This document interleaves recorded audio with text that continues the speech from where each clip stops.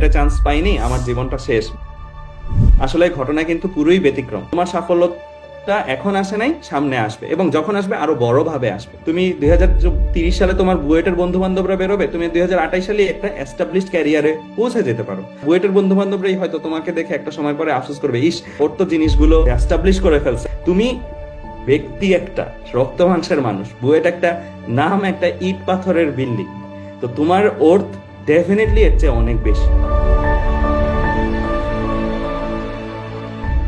এইখানে যে 1250 জন চান্স পেয়েছো তোমরা, তারাই যে টপ 1250 জন তা কিন্তু না।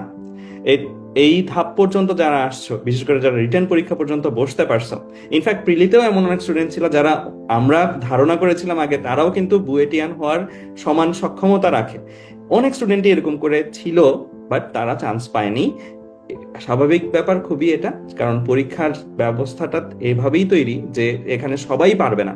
হয়তো কেউ কেউ পারবে যাদের লাক ফেভার করেছে, সব দিক দিয়ে যাদের একদম টিক মার্ক ছিল, তার পরীক্ষার ব্যবস্থার, তার এনভায়রনমেন্ট, তার শারীরিক সুস্থতা অসুস্থতা সবকিছু মিলিয়ে যাদের সবগুলাতে টিক মার্ক ছিল, তারা হয়তো আজকে এই চান্সটা পেয়েছে। কিন্তু দিন শেষে রেজাল্টটা যখন বের হয় তখন মানুষ ভাবে ও চান্স পাইছে, ও চান্স পায়নি, যে চান্স পায়নি তার মানে সে খারাপ।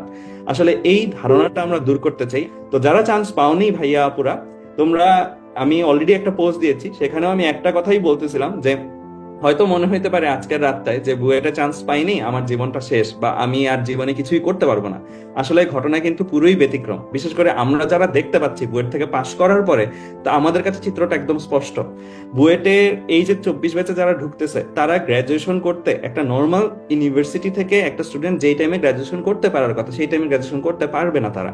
কারণ অলরেডি একটা গ্যাপ কিন্তু তৈরি হয়ে আছে, একটা সেশন জটের মতন তৈরি হয়ে আছে। আর এছাড়াও সামনে রাজনৈতিক যে অস্থিরতার সিচুয়েশন গুলো যাবে, সেখানে কিন্তু পাবলিক ইউনিভার্সিটি স্টুডেন্টসরা অনেক বেশি সাফার করার সম্ভাবনা রয়েছে। তো আমি মনে করি যে হয়তো আজকে এই রাতে বসে তোমার মনে হইতে পারে যে তোমার জীবন থেকে একটা জিনিস চলে গেছে। আসলে এই যে চলে যাওয়াটাই, যে তুমি অনেকগুলো জিনিস, জায়গাটা খালি হয়ে গেছে চলে, যে ওই জায়গায় যে একটা ফাঁকা তৈরি হয়েছে, ওই জায়গায় যে তোমাকে সৃষ্টিকর্তা আরো অনেকগুলো জিনিস দিবেন, এই সম্ভাবনাটা দেখতে পারতে হবে। হয়তো তুমি এই পাথে গেলা না বুয়েটের, তুমি 2030 সালে তোমার বুয়েটের বন্ধু বান্ধবরা বেরোবে, তুমি 2028 সালে একটা এস্টাবলিশড ক্যারিয়ারে পৌঁছে যেতে পারো। তোমার বন্ধু বান্ধবরা, বুয়েটের বন্ধু বান্ধবরাই হয়তো তোমাকে দেখে একটা সময় পরে আফসোস করবে, ইস ও তো দাঁড়ায় গেছে, ওর তো জিনিসগুলো ওর এস্টাবলিশ করে ফেলছে, ওর ব্যবসা এস্টাবলিশ করে ফেলছে, ওর চাকরির মধ্যে ও ভালো সুনাম করে ফেলছে, ও বাইরের দেশে পপুলার রিসার্চ পেপার গুলোতে ওর জার্নালে রিসার্চ পাবলিশ হচ্ছে।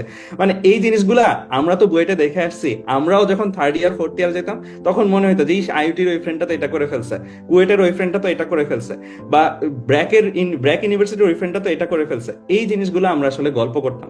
আজকে হয়তো তুমি ভাবতেছো যে তাদেরকে নিয়েই সবাই গল্প করতেছে, তাদেরকে নিয়ে সবাই গল্প করবে। হ্যাঁ, এটা কয়েকটা দিন, হয়তো ধরে নাও সামনের 1 বছর পর্যন্ত তাদের নিয়ে গল্প হবে, কিন্তু আজকে থেকে 2-3 বছর পরে দেখবা তুমিই তাদের গল্পের উপাদান।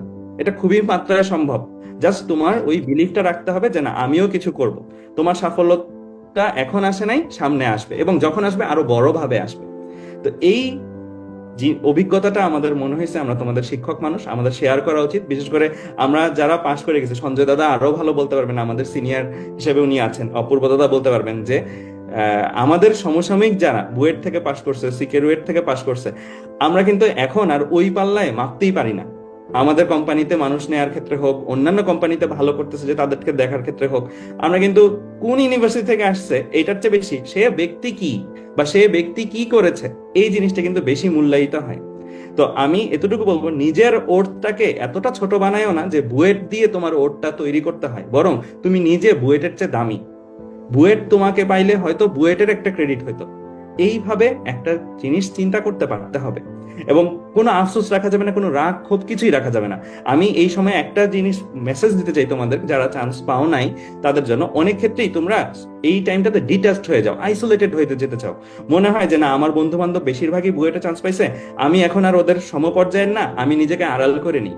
এই কাজটা একবারেই করবা না, কারণ তুমি সামনে হয়তো এমন কিছু করবা যেটার মাধ্যমে হয়তো তোমার বুয়েটের ফ্রেন্ডরা তোমাকে অনেক হেল্প করতে পারতো তোমার একটা জিনিস বাস্তবায়নে। তুমি এই নেটওয়ার্ক গুলো হারায়ো না, তুমি এই বন্ধুগুলোকে পরিত্যাগ করিও না। সাময়িকভাবে মনে হইতে পারে তারা হয়তো ভাব নিচ্ছে, তারা হয়তো অহংকার করতেছে। এই জিনিসটা সাময়িকভাবে তোমার মনে হইলো, তোমার মানসিক শক্তিটা এমন রাখবা যে ওরা আমাকে যেভাবেই ট্রিট করুক, আমি ওদেরকে আমার রেসপেক্টটা ঠিকই প্রোভাইড করব। দিন শেষে 3 4 5 বছর পরে দেখবা ওরা তোমার ওই রেসপেক্টের মূল্যায়নটা ঠিকই করতে পারছে, এবং তুমি একটা এমন উচ্চতায় চলে গেলে ওরা দেখবা তোমার কাছে আসতেছে এবং তোমার শরণাপন্ন হতে হচ্ছে। এইভাবে নিজেকে তৈরি করবা। তুমি সমাজ থেকে আলাদা হবা জাস্ট এই সামান্য বুয়েটার কারণে, এটা হাস্যকর একটা জিনিস। তুমি ব্যক্তি একটা, রক্ত মাংসের মানুষ, বুয়েট একটা নাম, একটা ইট পাথরের বিল্ডিং। তো তোমার ওর্থ ডেফিনেটলি এর চেয়ে অনেক বেশি। তো এই ওর্থটাকে, নিজেকে এই সম্মানটা দিও অ্যাটলিস্ট।